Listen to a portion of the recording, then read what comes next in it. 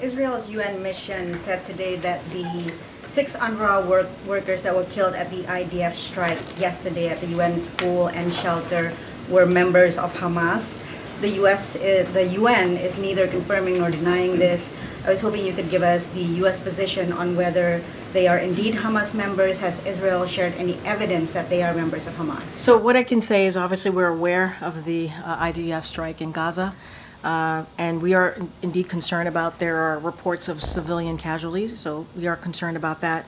We're in touch with our Israeli counterparts to get more information in what happened. As you just said, IDF said they were targeting Hamas officials, including those who were directly involved with the horrific attacks that we saw on October 7th.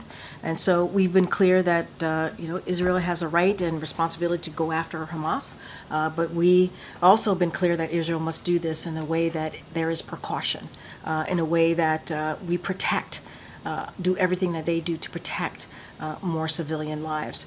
And so this is especially the case in declared humanitarian zones in Gaza, and that is something that we want to see. And so we're having certainly conversations about that. We mourn, and you hear us say this all the time. Every Palestinian civilian lost in this conflict, including children, and far too many lives have been lost and continue to be killed and wounded. And so we're having those conversations with our Israeli counterparts. Okay, so you don't have a position. I don't have a. I know the question about, you're asking me about specifically about Hamas leaders, officials. I'm not going to speak to that. What I can say is we're in direct conversation with our Israeli counterparts. And moving on, still on the Middle East, is the administration involved in bringing the remains of Turkish-American Ayşenur Ege, who was killed by IDF in the West Bank? Is the administration involved in bringing her remains back to Turkey? And how do you respond to Turkish anger, both from the government and the citizens, to President Biden calling the shooting, quote, an accident? So let me just say that what the family and her loved ones, Ayşenur's loved ones, are going through right now is unimaginable.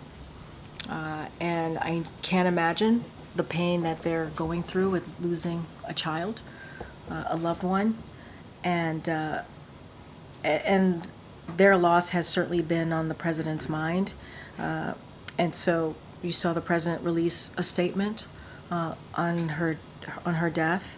And the president said there must be a full accountability. Her killing was indeed an outrage. And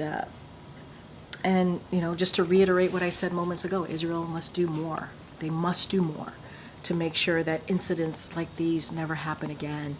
And again, the pain of losing a child is something that I can, certainly that we can't even imagine. But is the U.S. helping Turkey? Sorry, is the U.S. helping to bring the remains? I don't have anything to share with you on that. I would refer you to the State Department specifically on that question. Last one.